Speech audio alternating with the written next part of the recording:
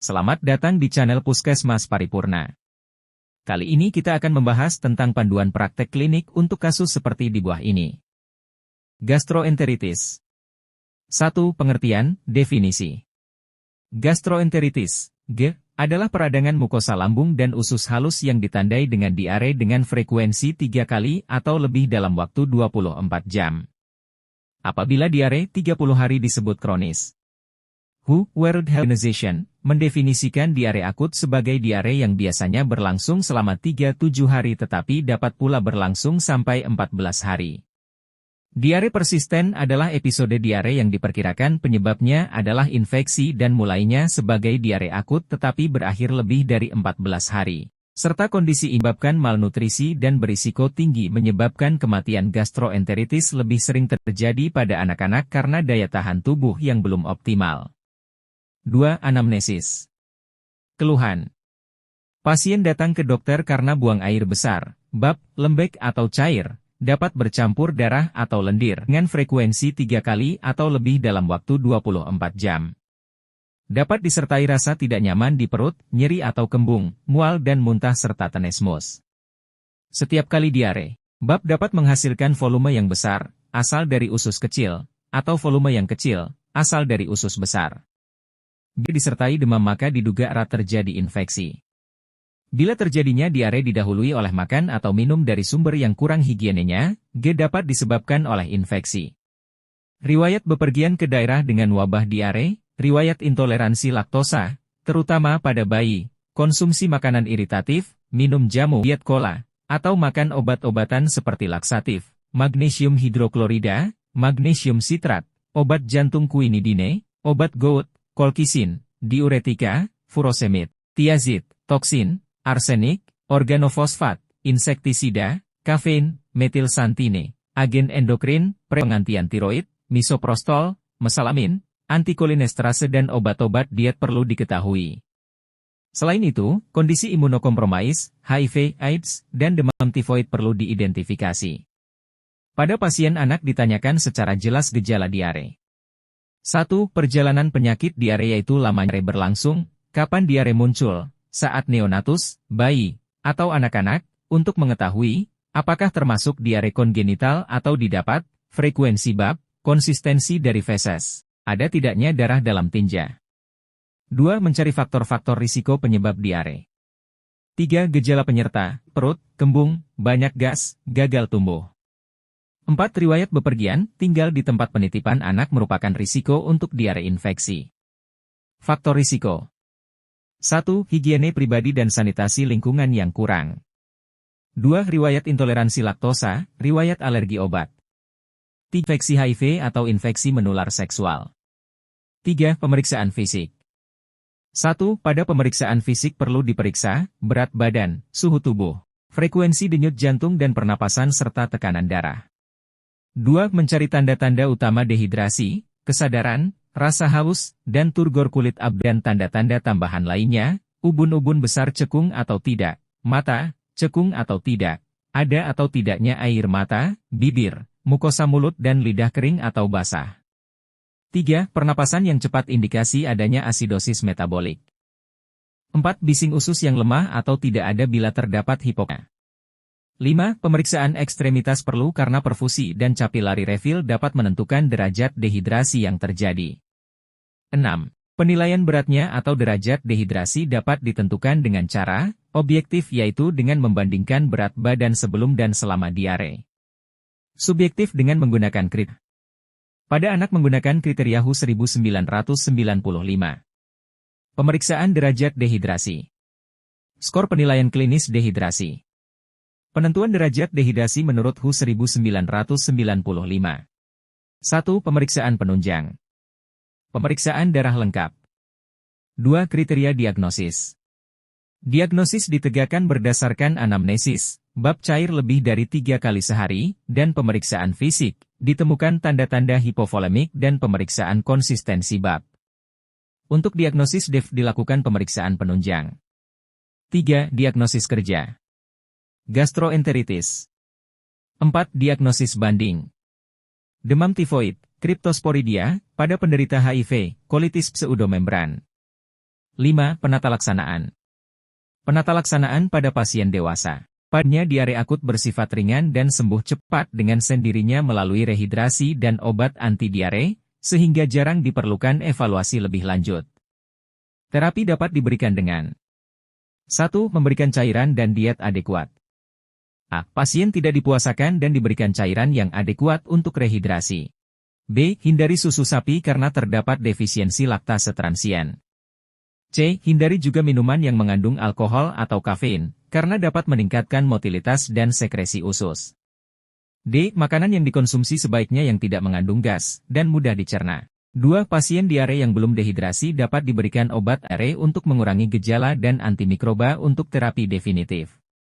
Pemberian terapi antimikroba empirik diindikasikan pada pasien yang diduga mengalami infeksi bakteri invasif, Traveler S. diarrhea, dan imunosupresi.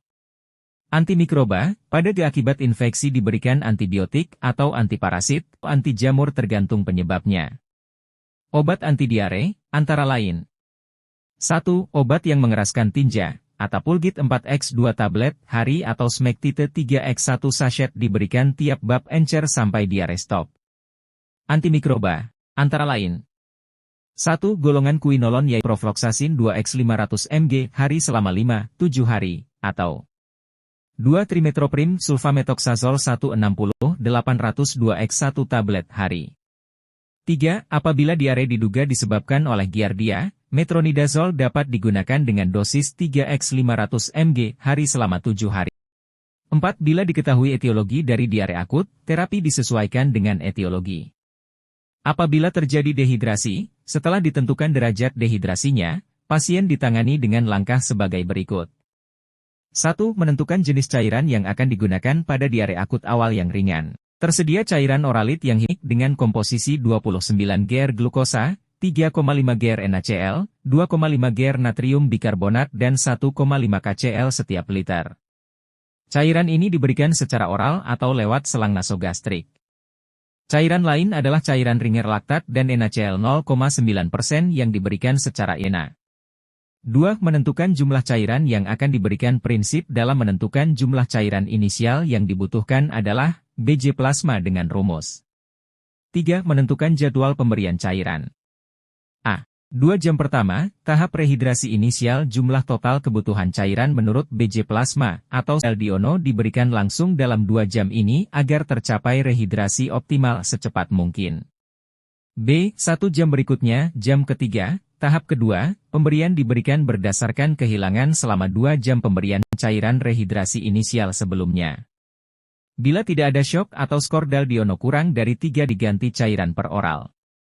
C. Jam berikutnya, pemberian cairan diberikan berdasarkan kehilangan cairan melalui tinja dan insensible water loss. Kondisi yang memerlukan evaluasi lebih lanjut pada diare akut apabila ditemukan. 1. Diare memburuk atau menetap setelah 7 hari, feses harus dianalisa lebih lanjut. 2. Pasien dengan tanda-tanda toksik, dehidrasi, disentri, demam 38,5 OC, nyeri abdomen yang berat pada pasien usia di atas 50 tahun. 3. Pasien usia lanjut. 4. Muntah yang persisten. 5. Perubahan status mental seperti lethargi, apatis, irritable. 6. Terjadinya outbreak pada komunitas. 7. Pada pasien yang imunokompromis. Penata laksanaan pada pasien anak. Adapun program lintas diare yaitu 1. Rehidrasi menggunakan oralit osmolalitas rendah untuk mencegah terjadinya dehidrasi dapat dilakukan mulai dari rongga dengan memberikan oralit osmolaritas rendah, dan bila tidak tersedia berikan cairan rumah tangga seperti larutan air garam. Oralit saat ini yang beredar di pasaran sudah oralit yang baru dengan osmolaritas yang rendah, yang dapat mengurangi rasa mual dan muntah. Oralit merupakan cairan yang terbaik bagi penderita diare untuk cairan yang hilang. Bila penderita tidak bisa minum harus segera dibawa ke sarana kesehatan untuk mendapat pertolongan cairan melalui infus. Pemberian oralit didasarkan pada derajat dehidrasi, Kemenkes RI, 2011. A. Diare tanpa dehidrasi. Umur 1 tahun, 1/4 gelas setiap anak mencret, 50-100 ml. Umur 1-4 tahun, 1 gelas setiap kali anak mencret, 100-200 ml. Umur di atas 5 tahun, 1 gelas setiap kali anak mencret, 200-300 ml. B. Diare dengan dehidrasi ringan sedang. Dosis oralit yang diberikan 3 jam pertama 75 ml, kilogram BB dan selanjutnya diteruskan dengan pemberian oralit seperti diare tanpa dehidrasi. C. Diare dengan dehidrasi berat. Penderita diare yang tidak dapat minum harus segera dirujuk ke puskesmas untuk diinfus. Kebutuhan oralit per kelompok umur. Untuk anak di bawah umur 2 tahun cairan harus diberikan dengan sendok dengan cara 1 sendok setiap 1-2 menit. Pemberian dengan botol tidak boleh kan. Anak yang lebih besar dapat minum langsung dari gelas. Bila terjadi muntah hentikan dulu selama 10 menit kemudian mulai lagi perlahan misalnya 1 sendok setiap 2-3 menit. Pemberian cairan ini dilanjutkan sampai dengan diare berhenti. 2. Zinc diberikan selama 10 hari berturut-turut. Pemberian zinc selama diare terbukti mampu mengurangi lama dan tingkat keparahan diare, mengurangi frekuensi buang air besar, mengurangi volume tinja, serta menurunkan kekambuhan kejadian diare pada 3 bulan berikutnya. Berdasarkan bukti ini semua anak diare harus diberi zinc segera saat anak mengalami diare. Dosis pemberian pada balita. Umur 6 bulan, 1/2 tablet, 10 mg per hari selama 10 hari. Umur 6 bulan, 1 tablet, 20 mg per hari selama 10 hari. Zinc tetap diberikan selama 10 hari walaupun diare sudah berhenti. Cara pemberian tablet zinc, larutkan tablet dalam 1 sendok air matang atau ASI, sesudah larut berikan pada anak diare. 3. Teruskan pemberian ASI dan makanan.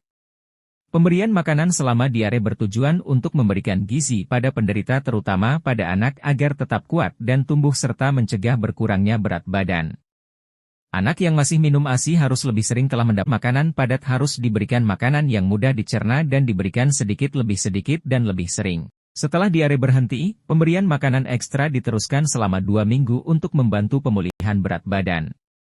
4. Antibiotik selektif. Antibiotika tidak boleh digunakan secara rutin karena kecilnya kejadian diare pada bayi disebabkan oleh bakteri. Antibiotika hanya bermanfaat pada penderita diare dengan darah, sebagian besar karena shigellosis, dan suspek kolera. Obat-obatan anti-diare juga tidak boleh diberikan pada anak yang menderita diare karena terbukti tidak bermanfaat. Obat anti-muntah tidak dianjurkan kecuali muntah berat. Obat-obatan ini tidak mencegah dehidrasi ataupun meningkatkan status gizi anak, bahkan sebagian besar menimbulkan efek samping yang berbahaya dan bisa berakibat fatal. Obat anti-protozoa digunakan bila terbukti diare disebabkan oleh parasit, amuba, giardia. 5. Nasihat kepada orang tua pengasuh. Ibu atau pengasuh yang berhubungan erat dengan balita harus diberi nasihat tentang A. Cara memberikan cairan dan obat di rumah. B. Kapan harus membawa kembali balita ke petugas kesehatan bila diare lebih sering, muntah berulang, sangat haus, makan minum sedikit, timbul demam, tinja berdarah, tidak membaik dalam 3 hari. 9. Edukasi. Konseling dan edukasi pada pasien dewasa. Pada kondisi yang ringan, diberikan edukasi kepada keluarga untuk membantu asupan cairan.